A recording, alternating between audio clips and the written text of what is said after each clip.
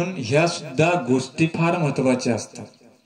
ठीक आहे, सवय ते खाण्याची नसली पाहिजे, पण ठीक आहे ना, पण कमीत कमी त्या ठिकाणी जाताना तरी गुणना करून गेलं पाहिजे की नाही. आपण जे असे करत असतील त्यांनी आम्ही प्रवचनामध्ये हे शिकलो, एवढं जरी शिकले तरी तुमचा भरपूर लाभ झालेला आहे. दोन गोष्टी तुम्हाला सांगितल्या चरित्रामधून. एक तर रुमाल चांगला ठेवायचा आणि तोंडामध्ये गुटखा अजिबात ठेवायचा नाही.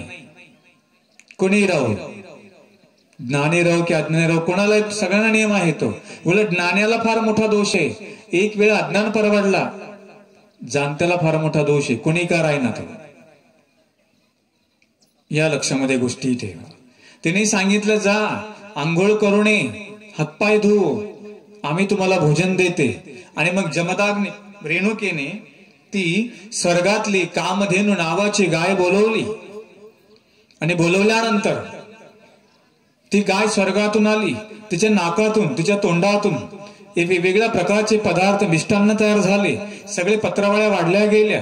राजा जेवणासाठी आला, दंड. राजाने भोजन म्हणजे भोजनासाठी बसला. सगळी प्रजा बसली. 1000 सैन्य होतं राजाचं. आणि 1000 सैन्य, त्या सगळ्या सैनिकांनी त्या राजाचं आता सगळ्यांनी भोजन केलेलं आहे. आणि भोजन केल्यानंतर राजाने सांगितलं, हे गाय माते देसी. आता जेवण झालं ना, गपचिप जायचं की नाही निघून. पण आपलं कसं असतं, आपला डोळ्यात दुसऱ्याच्या प्रॉपर्टीवर. आपली किती का चांगली राहीना, पण दुसऱ्याकडे बघितल्याशिवाय अजिबात राहणार नाही. जीवाचा स्वभावच तो आहे. म्हणतात ना, आपल्या ताटातला भात किती चांगला राहो, पण त्याचा भातच पाहिजे म्हणतो हा.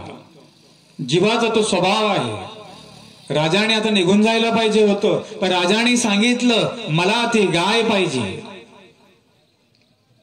जमदा रेणुका म्हणते ती गाय आमची नाही, ती गाय इंद्राची स्वर्गातली आहे. आम्ही फक्त आव्हान केलं होतं. राजा म्हणतो की मला ती गाय पाहिजेच. राजाने अशा प्रकारचा हट्ट त्या ठिकाणी धरला. 3 हट्ट: बाल हट्ट, राज हट्ट, जोग हट्ट आणि श्री हट्ट.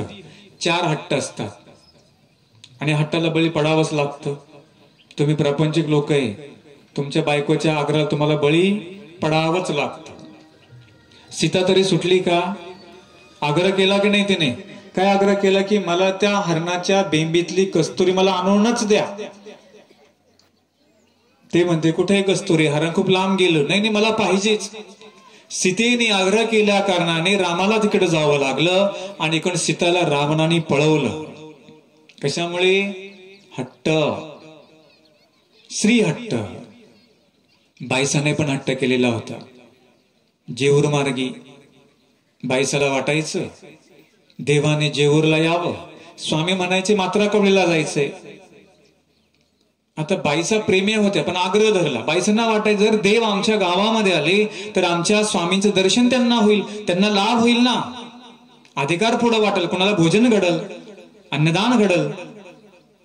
देव म्हटले आम्ही येत नाही. का नाही गेले? ते जीवखंतीचे. हेतुस्थळकार आमच्या हेतुस्थळामध्ये सांगतात की स्वामी तिथे गेले का नाही. स्वामीने तर जायला पाहिजे होतं बायसांच्या संबंधीच्या गावाला. ते जीवखंतीचे. खंतीचे म्हणजे त्यांनी मागच्याही जन्मामध्ये खंती जोडून ठेवलेली होती. कसली खंती? की स्वामींचं दर्शनच त्यांना होऊ नये. आपण पण सुद्धा अशा प्रकारची खंती आत्ता जोडून ठेवलेली आहे. ज्ञान चालू आहे, मस्त झोपलो पट्टीवर. ज्ञान सत्र चालू आहे, पण इकड तिकड चाळक्या मार्ग बसले, हे सुद्धा खंतीचीच आहे.